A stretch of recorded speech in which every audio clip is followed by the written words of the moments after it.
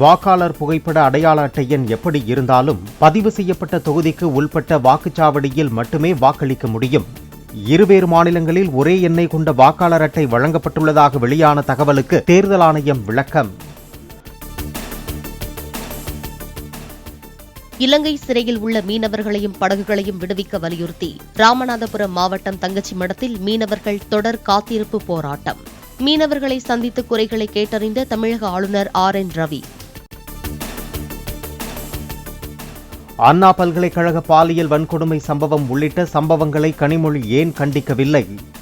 என்னை பற்றி திடீரென விமர்சிக்கும் கனிமொழி மற்ற சம்பவங்களுக்கு ஏன் வாயை திறப்பதே இல்லை என்று சீமான் கேள்வி. நாட்டில் இவ்வளவு பிரச்சனை இருக்கு, இவங்களா வாய் திறந்தது எங்கே? அம்மையார் கனிமொழி இந்த அண்ணா பல்கலைக்கழக பாலியல் வன்கொடுமைக்கு, பொள்ளாச்சி பாலியல் வன்கொடுமைக்கு 9வது படிக்கிற பிள்ளையா 4 வாத்தியார்கள் சேர்ந்து கற்பமாக்குனாங்களா? அதுக்கு வாய் திறந்தது? மனநலம் பாதிக்கப்பட்ட பெண்ணை 8-10 பேர் சேர்ந்து வன்புணர்வு செஞ்சானே, அதுல உங்க கருத்து என்ன? தினந்தோறும் பள்ளிக்கூடத்துக்கு போற பிள்ளைகளை ஆசிரியர் தாளாளர்கள் துன்புறுத்துவதில் உங்க கருத்து என்ன? 3 வயது குழந்தைய மயிலாடு அது வன்புணர்வு செஞ்சு கண்ணு கட்டி மண்டையில் அடிபட்டு கண்ணு சிதைஞ்சு போயிருக்குது, அதுல உங்க கருத்து என்ன?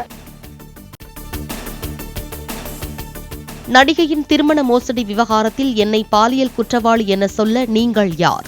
என்னை பற்றி பேச மற்றவர்களுக்கு என்ன யோகியதை இருக்கிறது என சீமான் ஆவேசம். நீ எப்படி முடிவு பண்ண பாலியல் குற்றவாளின்னு? உன்னை யார் எப்படி பேச சொல்றது?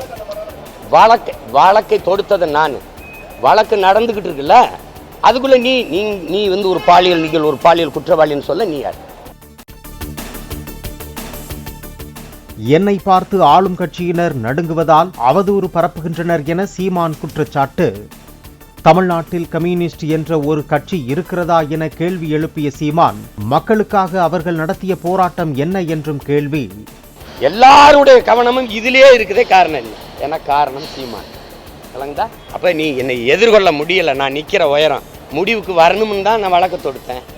நீங்க அதை விரும்பல, இழுக்கிறீங்க, என்னை அவமானப்படுத்துறது சிதைக்கிறதுன்னு நினைக்கிறீங்க. நீங்க என்னை சமாளிக்க முடியாம இந்த அவதூறையே சுமத்தி என்னை வந்து சிரமப்படுத்துறீங்கன்னு எல்லாருக்கும் தெரியுது. சீமான் மீதான வழக்குக்கும் திமுகவுக்கும் எந்த சம்பந்தமும் கிடையாது என சட்டத்துறை அமைச்சர் ரகுபதி மறுப்பு. திமுகவுக்கு சீமான் ஒரு பிரச்சனையே இல்லை என்றும் நீதிமன்ற உத்தரவுப்படிதான் விசாரணை நடைபெற்று வருவதாகவும் பேட்டி. சீமான் வந்து காஷ் பண்ண சொல்லி கேஸுக்கு போறார், அவருடைய வழக்கை ரத்து செய்ய சொல்லி. அந்த வழக்கிலே நீதிமன்றம் ஒரு தீர்ப்பை தருகிறது, இந்த வழக்கை தொடர்ந்து நடத்த வேண்டும், பெண்களுக்கு எதிரான கொடுமையான வழக்கு இது என்று சொல்லி நீதிமன்றம் தந்த அழுத்தத்தின் அடிப்படையிலே இப்பொழுது வழக்கு நடைபெறுகிறதே தவிர திராவிட முன்னேற்ற கழகத்தினுடைய அழுத்தத்தாலோ அல்லது நாங்கள் சீமானை கண்டு பயந்தோ இந்த வழக்கு நடைபெறும். தமிழகத்தில் சட்டம் ஒழுங்கு சீர்கெட்டு பாலியல் கொடுமைகள் அதிகரித்துள்ளதாக பாமக தலைவர் அன்புமணி குற்றச்சாட்டு.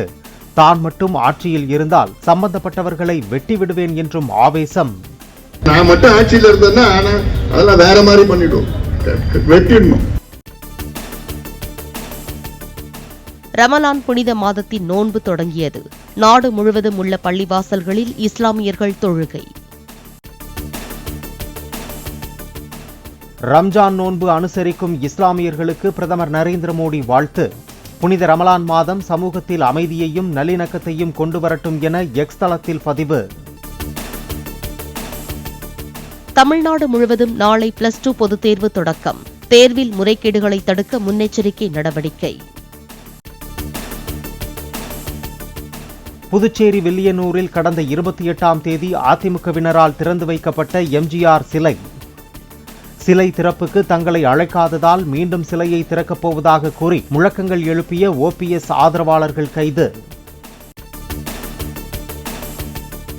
திருப்பதி திருமலையை விமானங்கள் பறக்க தடை விதிக்கப்பட்ட பகுதியாக அறிவிக்க வேண்டும். மத்திய அரசுக்கு திருமலை திருப்பதி தேவஸ்தான தலைவர் கோரிக்கை.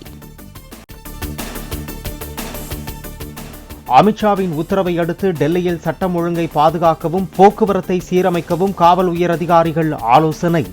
பெண்களுக்கு எதிரான குற்றங்களை தடுக்கவும் ரவுடிகளை ஒடுக்கவும் வீதி வீதியாக கண்காணிப்பு. மும்பை உயர்நீதிமன்றத்தில் வழக்கு விசாரணையை தனது மொபைலில் ஆடியோ ரெக்கார்டிங் செய்த நபர் மொபைலை பறிமுதல் செய்து சம்பந்தப்பட்ட நபருக்கு 1 லட்சம் ரூபாய் அபராதம் விதித்த நீதிபதிகள். இந்தியாவில் டெஸ்லாவின் முதலாவது ஷோரூமை மும்பையில் விரைவில் திறக்க ஏற்பாடு. பாந்த்ரா குர்லா காம்ப்ளெக்ஸில் 4000 சதுர அடி பரப்பளவில் இடம் தேர்வு செய்யப்பட்டுள்ளதாக தகவல். இங்கிலாந்து பிரதமர் ஸ்டார்மரை சந்தித்து ஆதரவு கோரினார் ஜெலன்ஸ்கி. எத்தனை காலமானாலும் உக்ரைனுக்கு துணை நிற்போம் என்று இங்கிலாந்து பிரதமர் உறுதி. பிரேசில் நாட்டில் ரியோ கார்னிவல் கொண்டாட்டத்தில் உடல் முழுவதும் சேறு பூசி மக்கள் பங்கேற்பு. வரலாற்றுக்கு முந்தைய பழங்குடியினரை பிரதிநிதித்துவப்படுத்தவும் தீய சக்திகளை விரட்டவும் சடங்கில் மக்கள் உற்சாகம்.